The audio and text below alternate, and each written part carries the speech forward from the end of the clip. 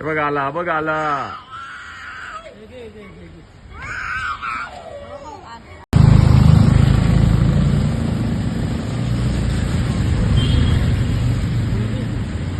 सांगता येते बाळ.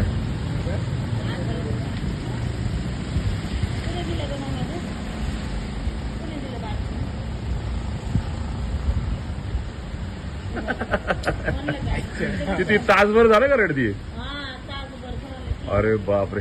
तुला माझा नंबर देतो, तुला काही वाटलं या बाळासाठी मला अर्ध्या रात्री फोन कर. हं?